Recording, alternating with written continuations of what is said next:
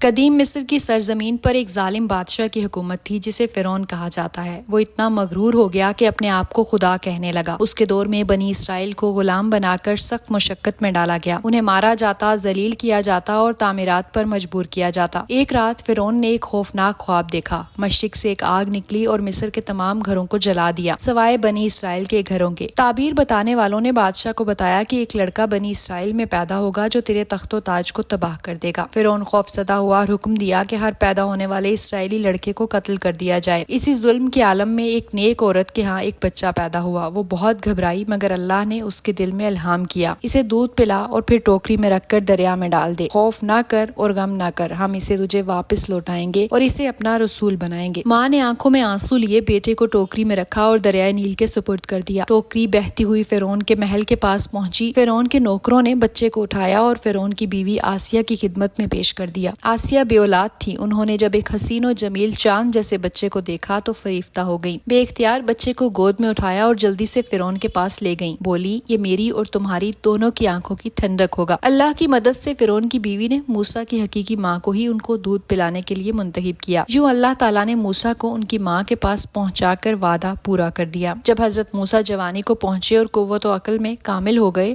ایک دن وہ شہر میں داخل ہوئے۔ وہاں انہیں دو آدمی لڑتے ہوئے ملے، ایک بنی اسرائیل یعنی حضرت موسیٰ کی قوم کا شخص اور دوسرا قبطی یعنی فرعون کی قوم سے تعلق رکھنے والا مصری۔ بنی اسرائیل نے حضرت موسیٰ سے مدد مانگی۔ حضرت موسیٰ نے ظلم روکنے کے لیے آگے بڑھ کر قبطی کو ایک گونسا مارا جو اتنا شدید تھا کہ وہ موقع پر ہی مر گیا۔ یہ قتل غیر ارادی تھا، لیکن حضرت موسیٰ فوراً نادم ہوئے اور اللہ سے معافی مانگی۔ اے میرے رب، میں نے اپنے نفس پر ظلم کیا، تو مجھے معاف فرما دے۔ اللہ تعالیٰ نے ان کی دعا قبول کی اور انہیں بخش دیا۔ دوسرے دن حضرت موسیٰ نے دیکھا وہی اسرائیلی کسی دوسرے قبطی سے جھگڑا کر رہا ہے۔ آپ نے فرمایا، بے شک تو ہی شریک گمراہ شخص ہے، اور پھر قبطی کو چھڑوانے کے لیے آگے بڑھے۔ اسرائیلی نے سمجھا یہ آج مجھے مار ڈالیں گے، تو وہ فوراً چلا اٹھا، اے موسیٰ، جس طرح تو نے کل ایک قبطی کو مارا تھا آج مجھے قتل کرنا چاہتے ہو؟ قبطی نے جب یہ سنا تو فوراً فرعون کو خبر بھجوا دی اور فرعون نے حضرت موسیٰ کی گرفتاری کا حکم دے دیا۔ ایک شخص شہر کی پرلی طرف سے دوڑتا ہوا آیا اور بولا، موسیٰ، شہر کے رئیس تمہارے قتل کا مشورہ کر رہے ہیں، بس تم جلدی سے یہاں سے نکل جاؤ، میں تمہارا خیر خواہ ہوں۔ حضرت موسیٰ علیہ السلام وہاں سے نکل پڑے، کہنے لگے، اے پروردگار، مجھے ظالموں کے گروہ سے بچا لے۔ حضرت موسیٰ کو کوئی علم نہ تھا کہ کہاں جانا ہے، کیونکہ مصر چھوڑنے کا یہ حادثہ بالکل اچانک پیش آیا۔ آپ کئی روز کی مسافت طے کرنے کے بعد ارض مدین پہنچے اور شہر کے کنارے ایک کنویں کے قریب درخت کے سائے میں بیٹھے۔ اس وقت کنویں پر جانوروں کو پانی پلانے والوں کی بھیڑ تھی۔ آپ نے دیکھا کہ درخت کے پاس دو لڑکیاں بہت دیر سے اپنے جانور لیے کھڑی ہیں، ان کی باری ہی نہیں آتی۔ حضرت موسیٰ کے پوچھنے پر انہوں نے بتایا، ہمارے گھر کوئی جوان نہیں، والد بہت ضعیف ہیں، جب لوگ اپنے جانوروں کو پانی پلا کر چلے جائیں گے تو پھر ہم اپنے جانوروں کو پانی پلائیں گی۔ حضرت موسیٰ یہ سن کر کھڑے ہوئے، آپ نے لڑکیوں کے مویشیوں کو سیر ہو کر پانی پلایا۔ مفسرین نے لکھا ہے کہ وہ حضرت شعیب کی صاحبزادیاں تھیں۔ جب وہ وقت سے پہلے گھر پہنچی تو حضرت شعیب کو تعجب ہوا۔ انہوں نے جلد آنے کی وجہ دریافت کی، جس پر لڑکیوں نے پورا واقعہ سنایا۔ حضرت شعیب خوش ہوئے اور فرمایا، جاؤ اور اللہ کے اس نیک اجنبی بندے کو میرے پاس لاؤ۔ حضرت موسیٰ ایک لمبا سفر طے کر کے مصر سے مدین پہنچے تھے۔ کچھ زیادہ راہ بھی ساتھ نہ تھا، جبکہ سفر کی تھکن اور بھوک سے نڈھال تھے۔ جب وہ حضرت شعیب کے پاس آئے اور ان سے اپنا سارا حال بیان کیا تو انہوں نے کہا، اب کچھ خوف نہ کرو، تم نے ظالم قوم سے نجات پالی ہے۔ ایک لڑکی بولی، ابا جان، ان کو نوکر رکھ لیجئے۔ انہوں نے موسیٰ سے کہا، میں چاہتا ہوں کہ اپنی دو بیٹیوں میں سے ایک کو تم سے بیاہ دوں، اس شرط پر کہ تم 8 برس میری خدمت کرو۔ اگر 10 سال پورے کرو تو وہ تمہاری طرف سے احسان ہے اور میں تم پر تکلیف ڈالنا نہیں چاہتا۔ جب 10 سال مکمل ہو گئے تو آپ نے مصر جانے کا قصد فرمایا اور حضرت شعیب سے رخصت چاہی۔ دوران سفر راستے سے بھٹک کر کوہ طور کی مغربی اور داہنی سمت جا نکلے۔ اندھیری رات میں حضرت موسیٰ نے اہلیہ سے فرمایا، میں نے وہاں آگ دیکھی ہے، میں جا کر تمہارے لیے آگ بھی لاتا ہوں اور ممکن ہے کہ کوئی بندہ بشر بھی مل جائے جو راستہ بتا دے۔ کوہ طور پر موسیٰ علیہ السلام نے ایک جھاڑی میں آگ دیکھی جو جل رہی تھی مگر راکھ نہیں ہو رہی تھی۔ جیسے ہی وہ قریب ہوئے ایک آواز آئی، موسیٰ، یقیناً میں ہی تمہارا پروردگار ہوں، تم اپنی جوتیاں اتار دو،